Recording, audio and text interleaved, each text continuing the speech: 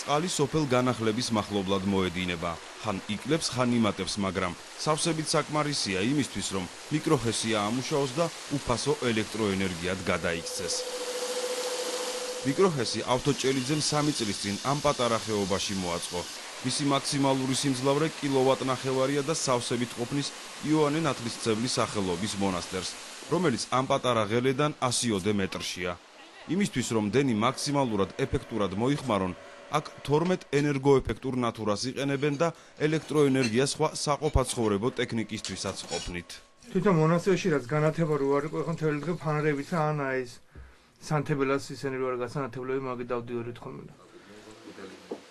კელიებს ჰესის ამუშავებამდე ჭრაკით ან და დიზელ გენერატორით გამომუშავებული ელექტროენერგიით ანათებდნენ. გამონაბოლქვი კი გარემოსაც აბინძურებდა, ჯანმრთელობასაც ვნებდა და მონასტრის ბიუჯეტსაც ტვირთად აწვებოდა.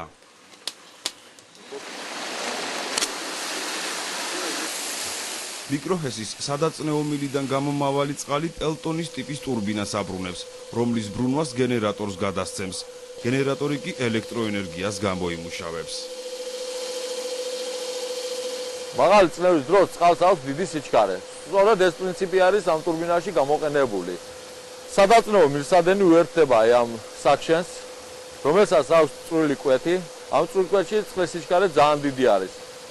ტურბინის დისკზე დამაგრებული არის ჩამჩის ფორმის ფრთები, რომლებსაც წყლის მიშვერის შედეგად ის ბრუნავს. თუმცა სანამ მონასტერს გაანათებდა ავტომ პირველ რიგში წყლის ხარჯი გაზომა. ეს აუცილებლად ზაფხულში უნდა გაკეთდეს, როცა წყალი ყველაზე ნაკლები მოედინება, რადგან სხვა შემთხვევაში შეუძლებელია ზუსტი გათვლების გაკეთება ჰესის მოსაწყობად. ეს 1, ეს 2. ეს არის ყველაზე ზუსტი ხერხი, რომ გავზომოთ წყლის ხარჯი, რომელიც აუცილებელია იმისათვის, რომ დავამზადოთ ელექტროსადგური. გარკვეულ დროის განმავლობაში გავისვო ეს სათლი. აქედან ჩვენ შეგვიძლია გავიგოთ თუ 1 წამის განმავლობაში რა რაოდენობის წყალი მოდის. ამ მომენტისათვის. ვედროს ტევადობას ყოფთ დროზე და თავისთავად ღებულობთ იმ შედეგს, რაც ჩვენ გვაინტერესებს. ლიტრი წამში. წყლის ხარჯის გაზომვის შემდეგ სპეციალური გამოთვლებია საჭირო, რათა ზუსტად განისაზღვროს ჰესის მოსაწყობად საჭირო თითოეული დეტალი, დაწყებული ტურბინიდან დამთავრებული მილსადენის სიგრძითა და მისი დიამეტრით. უსტარულად დამზადებული ასეთი მიკროჰესის მოწყობა მაქსიმუმ $1500 ჯდება. ეს უკვე გაცილებით მძლავრი ჰესის აგრეგატია, თუმცა მისი მოწყობის პრინციპიც ისეთივეა, როგორიც უსტარულად დამზადებული მიკროჰესისა. აქაც სადაწნეო მილიდან გამომავალი წყალი ტურბინას ამოძრავებს, რომლის ბრუნვაც გენერატორს გადაეცემა.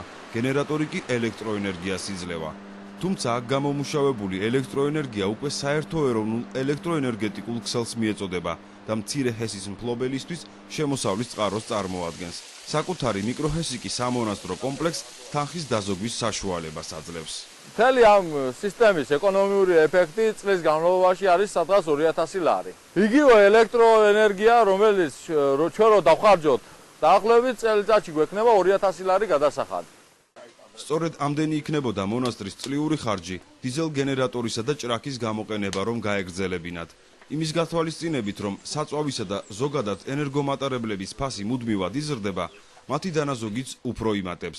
გარდა ამისა, მავნე გამონაბოლქვით აღარ დაბინძურდება გარემო და ჰაერი კელიებში. მცირე მდინარეებითა და ღელეებით მდიდარ ქვეყანაში წყალი ენერგიის განახლებადი და უწყვეტი წყაროა. თქვენ შეგიძლიათ ის უბრალოდ დინებას მიუშვათ, ან და უფასო ელექტროენერგია დაქციოთ.